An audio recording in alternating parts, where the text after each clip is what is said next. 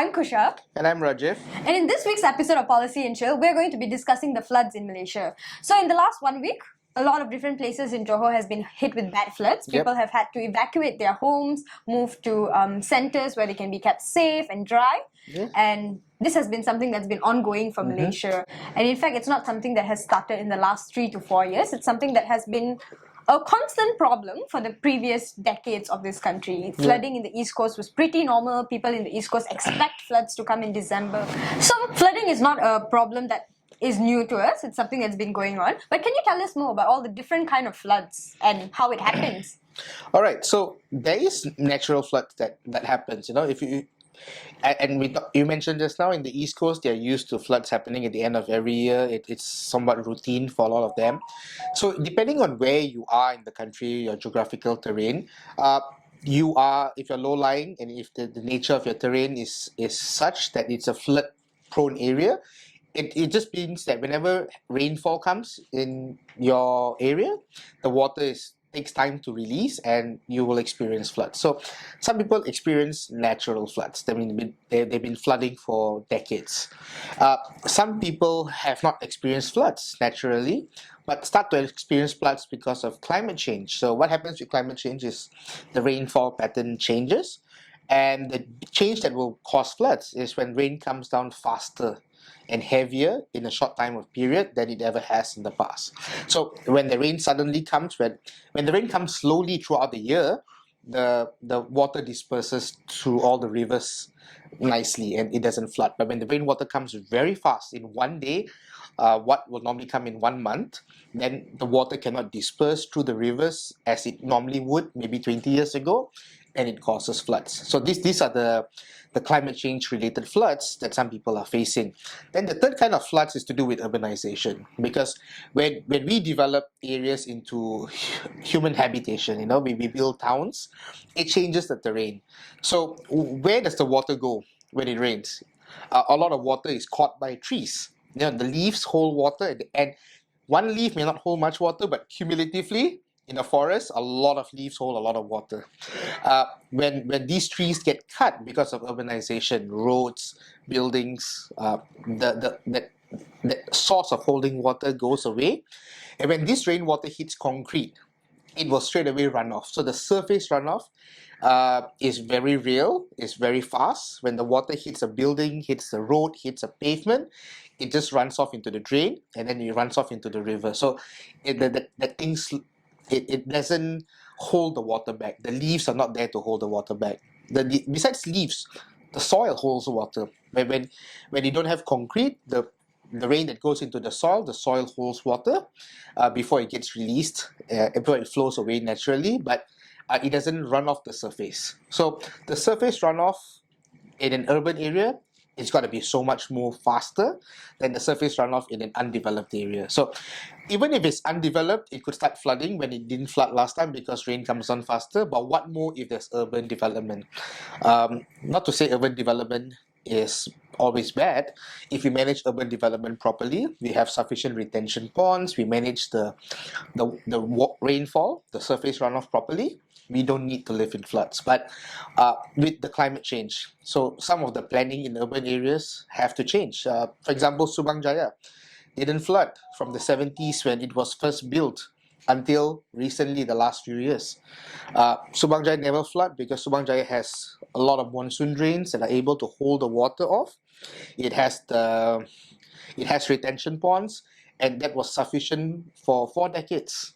But now it's not sufficient anymore because the rainfall is changing, and that infrastructure needs to be upgraded to cater to the changing rainfall. Thank you, Rajiv. Thank you for explaining to us all the different kinds of floods and how it happens. But moving on to the question of climate change. So a lot of activists are saying that we should keep to our Paris Agreement. We should definitely start decreasing our carbon footprint and put more effort into becoming carbon neutral. Malaysia as a country should become more carbon neutral.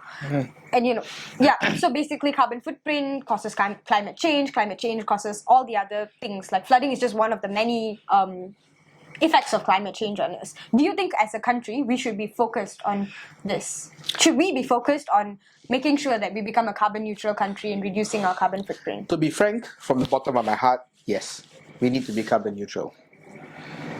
So I'm shocked to find out that you believe from the bottom of your heart that, as a country we should be focused on becoming carbon neutral.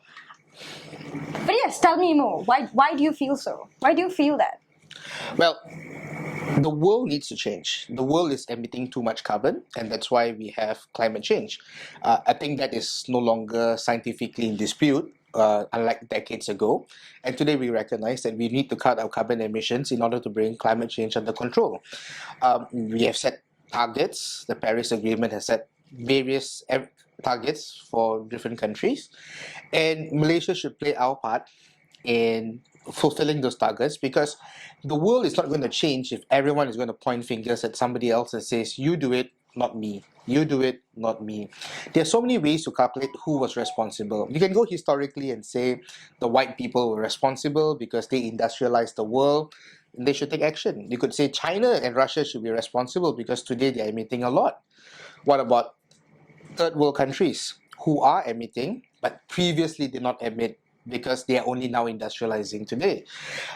A lot of pointing of fingers, endless pointing of fingers happens all the time for the last few decades. And in order for us to move forward and have action and proper global action in reducing carbon, I think we all should do our part. We all should do our part, and Malaysia no less. We are a middle income country. We are not at the bottom of the economic chain in the world.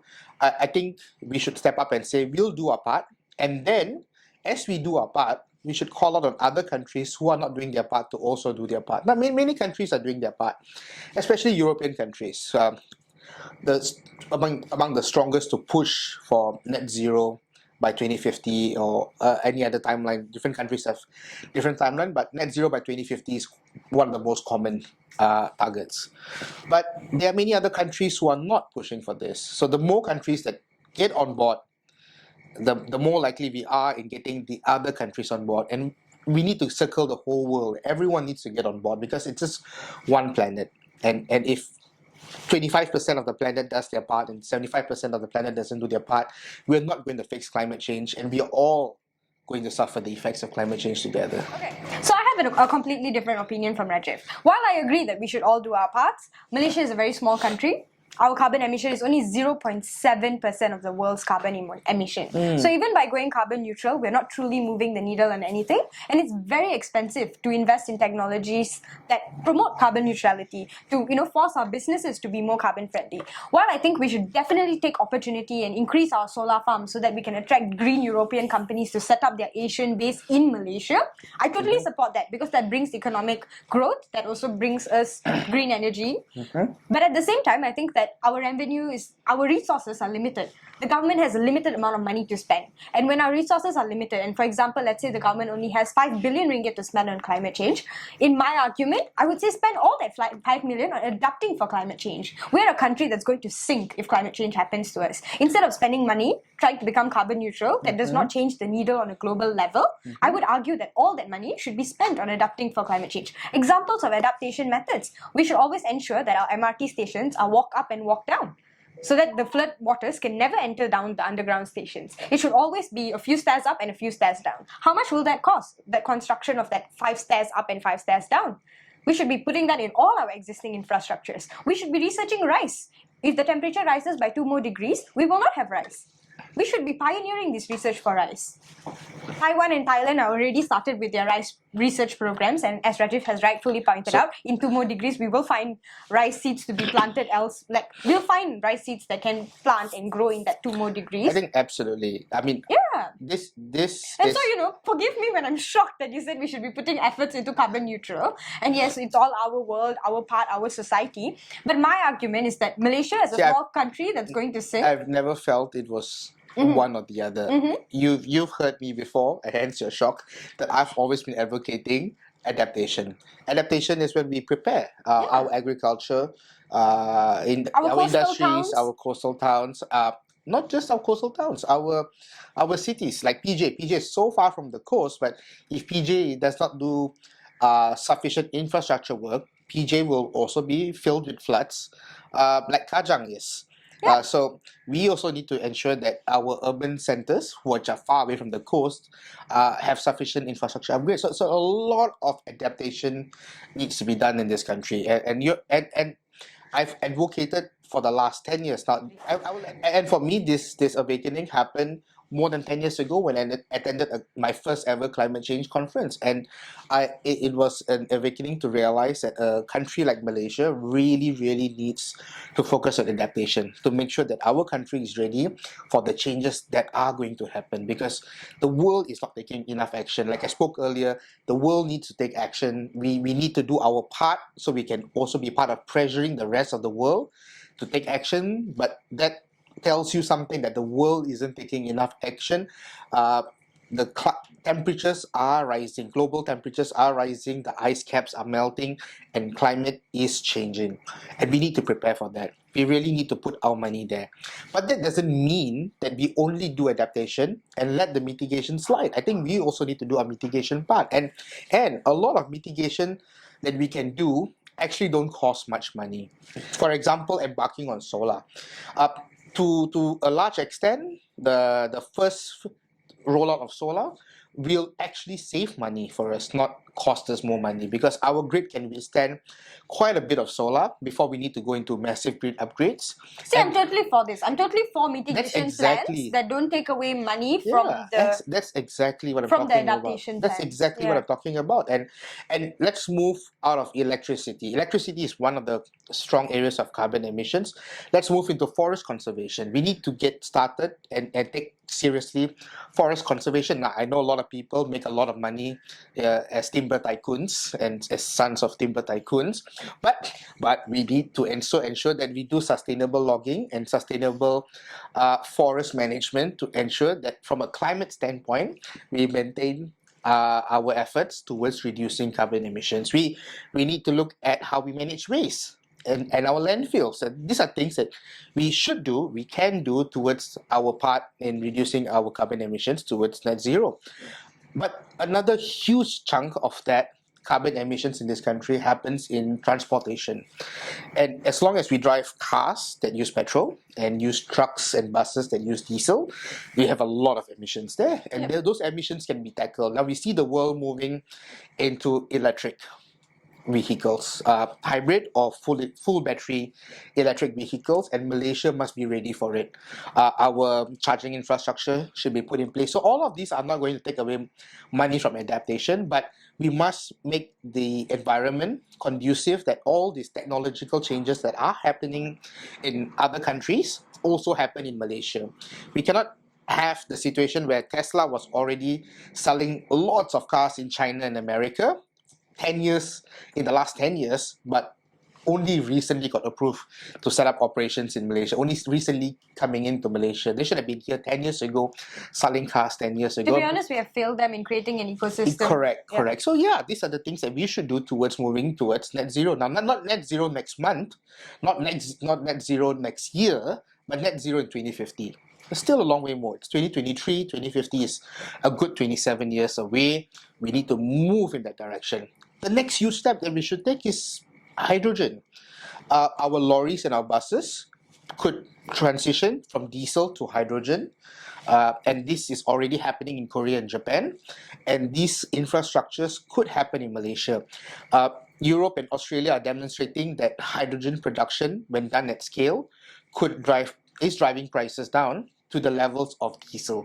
And if Malaysia wants to get on board with this, it needs policy from the very top to enable scale, because the private sector can't build hydrogen plants at large scale without having the policy to support the uptake of hydrogen. Now, for example, policy examples is like buses. Now, will all the government-owned buses, Prasarana, Rapid KL, and all the various other fleet of government vehicles, would they make a switch to hydrogen? Now, if they are going to make a switch to hydrogen, then such large-scale hydrogen plants have a chance of taking off in this country, as it does in Australia and Germany. It could have a chance to take off in Malaysia, and then hydrogen is cheap for the private sector to also embark on it seamlessly. So these kind of initiatives and actions can be taken on by our own government in order to move us closer towards net zero without harming the fiscal The position result- of the country. yeah. So it's not about spending government money. It's about showing leadership and showing leadership in areas where it balances our costs, because we're not talking about zero emissions full stop. In all frankness, that it was net zero by 2050, not zero Yep, emissions yep, by 2050. yep. Very different We things. just have to carbon sink it Yeah, with all our we have a carbon lot of carbon sinks in our absorbing. forests, as long as we don't keep cutting our forests down. Oh, for our listeners who don't know what a carbon sink is, Yeah, bam, bam, bam. Yeah. So a carbon sink is when you. So a forest is an example of a carbon sink. It absorbs carbon that we produce. So it sinks the carbon that we produce, and net zero means that there's sufficient forest or carbon absorbing things to absorb the carbon that a country produces. So when we talk about carbon sinks, we're talking about things that Yeah, like the forest. We do have 50% of our land as forests, and this forest is sinking carbon every day. And we're not talking. I'm not suggesting that we go to a drastic action of cutting away all carbon emissions. yeah.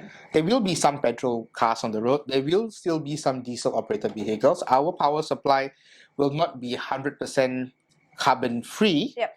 in the near future because of cost constraints. And So it's like also you said, because of our whole entire infrastructure is quite coal dependent. It's quite hard it's to only make a switch. yeah it's actually easy if you don't have cost constraint. Mm-hmm. It's only difficult because you have a cost constraint. The technologies are all out there. It's all a matter of money. But what we should do with our money is we should put in our money for adaptation projects.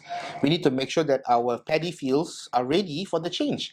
Just like how the irrigation projects were done decades ago to enable the paddy fields to be as productive as they are today. These irrigation systems need to be upgraded to deal with the new changing rainfall patterns so that the paddy fields continue to be as productive in the decades to come and not be submerged underwater by floods if climate change brings floods to those areas in Kedah and Perak and so on. And not just paddy. What about fishing? How will climate change affect the fisheries, and how are fishermen going to adapt to it?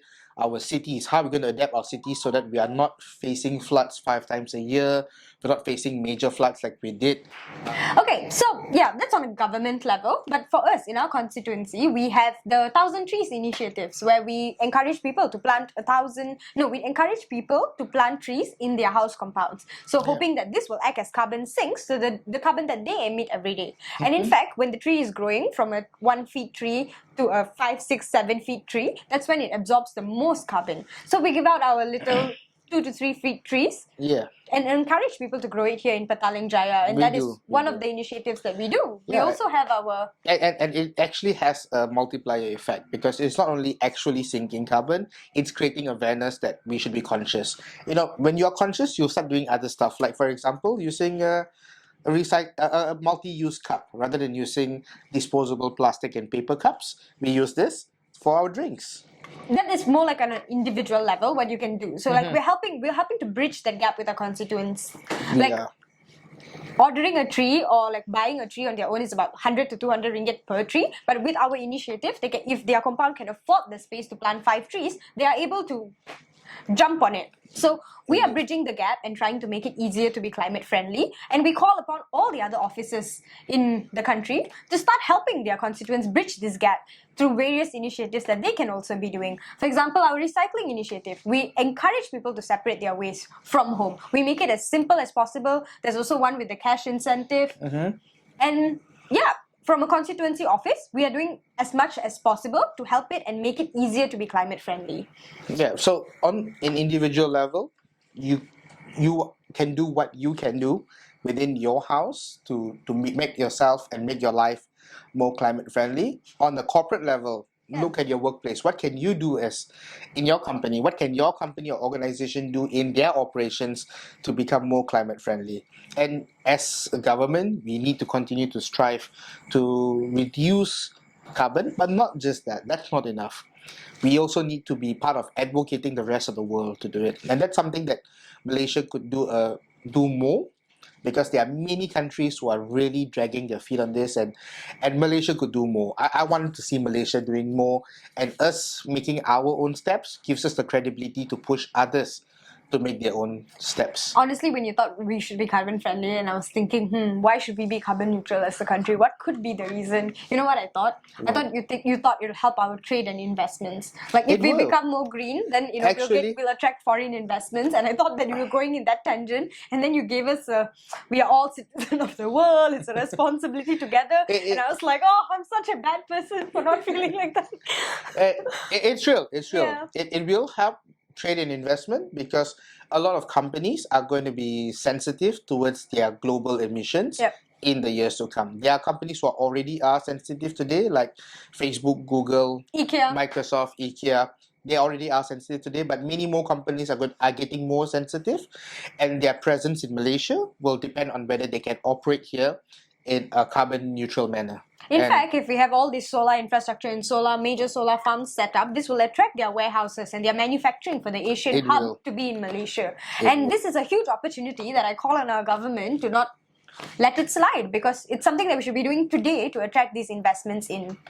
Yeah. Anyway, that's all from us this week as we discuss the floods, and our heart is with everybody and mourning their losses of everything that they have lost, and being a bit more mindful about everything that we are doing to just be a little bit more climate friendly every day.